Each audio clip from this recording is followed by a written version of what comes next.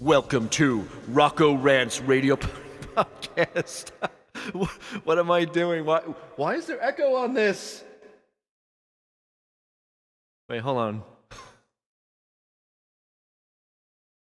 All right, that's better. That reminded me of that radio station, B103, Long Island's oldies station. Well, at least back in the day, they used to have like echo on the DJ's voice and all that. And I also remember they used to actually play oldies back then. You'd hear like the Herman's Hermits or whatever.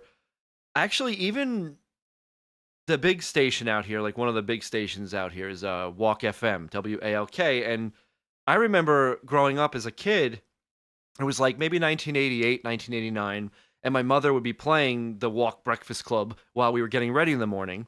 And I remember their pitch, their campaign, their slogan back then was, playing hits from the 60s, 70s, and today. The 60s, And now the oldie station out here, the B103, last time I turned it on, I heard like Def Leppard, and that's fine, but it's just so different now, right? All right, anyway, I'm done with that. So today we have a pretty cool show, especially any of you from Long Island are going to appreciate this because, I rant about the cost of living and how it affects you and all that stuff. But first, I want to give a nice shout out to Bob from Good Times Magazine for writing that really cool article about us, the Roccos. It's actually the current issue. He showcases our music and stuff. And thank you to Heather Caltabiano for posting it all over Facebook. You rule. And you'd make a good artist manager. Just saying. What am I looking at? All right, outside, somebody's trying to back into a parking space unsuccessfully. Is this like a new trend in the past few years? Like you're cool if you can back into a parking space at the mall or something and hold everybody else up in the process. That doesn't really upset me though. You know what really upsets me with the mall? Is the people who have to get the best spot and they fight to the death over the best parking space. So let me explain something. Even if you secure the first space closest to the entrance, you do realize that you're still going to have to walk 2 to 3 miles around the mall, right? I love people. All right, so a few of you wrote to me this past week with some quality feedback. Daniel from New York City says, "Cool show, man. Only a couple episodes in, and I'm liking what I hear. I think you should keep playing metal." Thanks for that, Daniel. Danny. Danny. I agree. Anyone who knows me knows that I'm into all kinds of music. Everything from classical to jazz to rock to brutal death metal.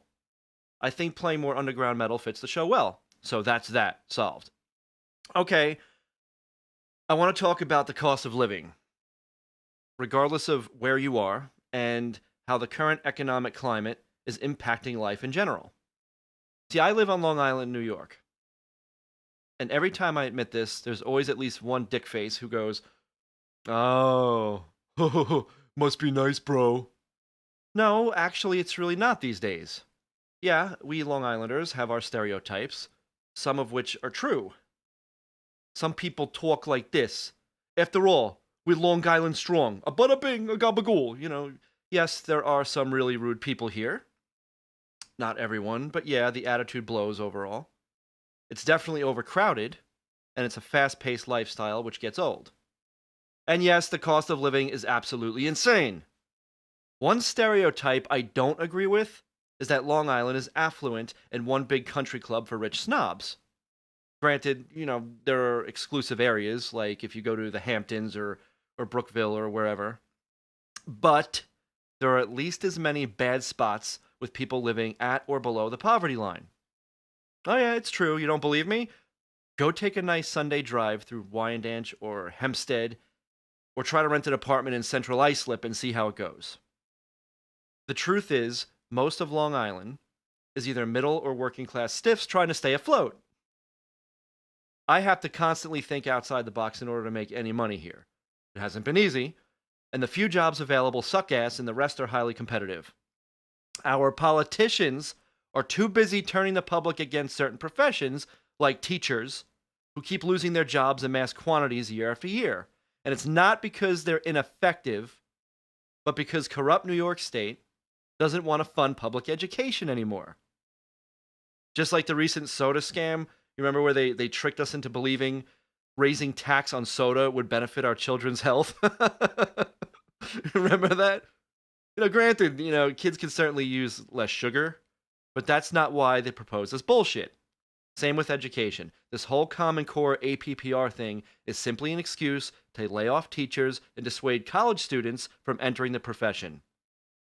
And if you voted for a tax cap in your town, guess what? Bigger class sizes, cut programs like the arts and certain after-school sports.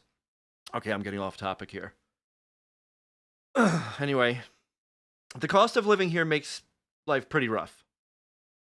How many of us can't afford to buy a house? Me. I mean, we rent one, but... instead we line the pockets of some landlord who lives in the Hamptons, or raise our children in an apartment complex, if we can even have children. Hey, I want to be a father, but I don't want that child to struggle or have to listen to mommy and daddy fighting over money every day.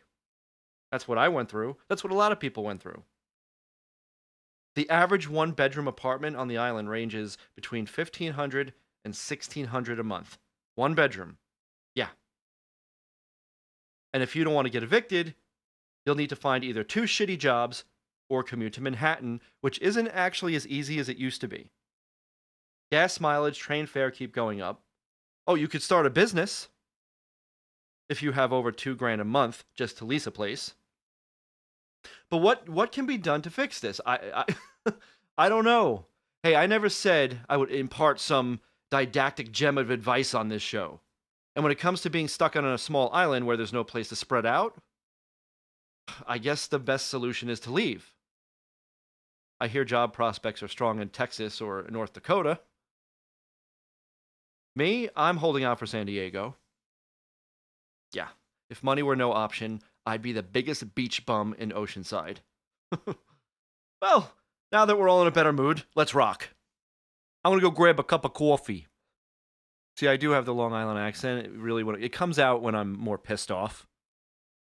I mean, of course, one of my parents was raised partly in Wisconsin, and I have a big nose, which makes me more nasal. So I have a weird way of speaking anyway. But yeah, I notice when I'm mad, suddenly the Long Island thing comes out a little more. You'll notice it. But actually, there's certain commercials I can't even watch anymore because it does kind of bother me that we're kind of known to outsiders as being these Guidos. And I don't even remember the accent being so thick or the dialect being so obvious when I was growing up or when I was in high school. Because most students in Hop Hog, where I went, I didn't think we spoke with such an accent.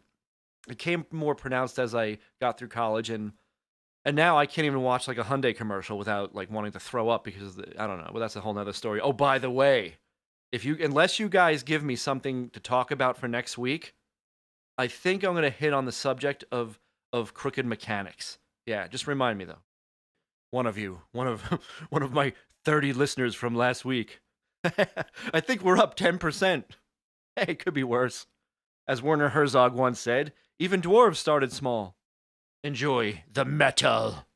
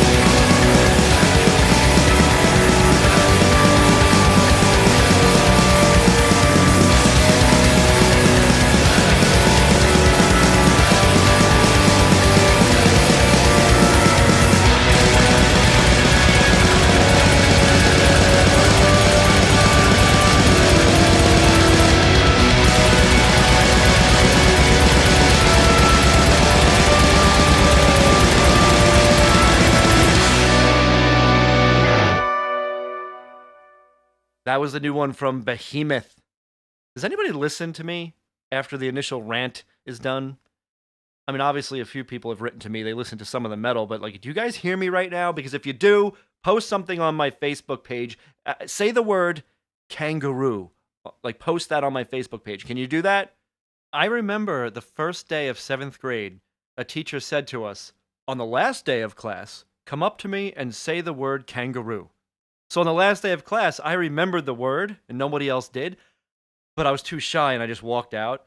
To this day, I don't remember the teacher's name or the name of the class, but I remember kangaroo. Here's King Conquer.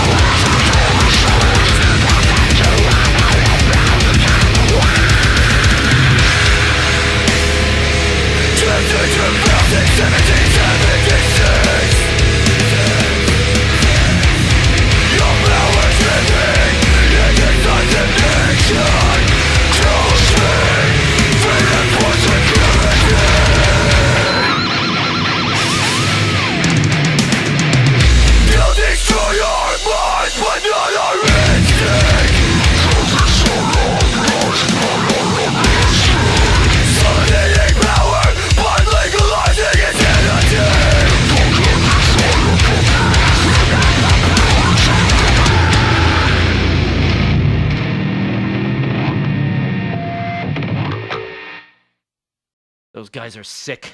I love it. And as always, if you're in a metal band, send me your stuff and I'll try to play it.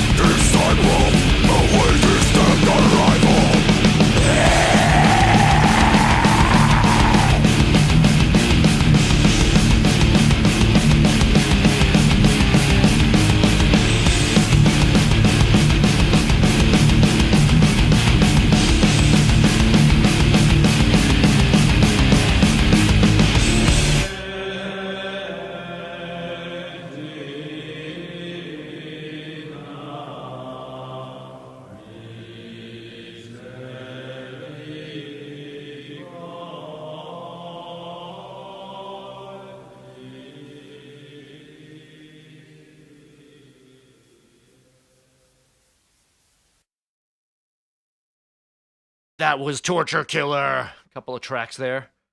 All right, I'm done. As always, send me stuff, feedback, or whatever, and see you next week. Bye.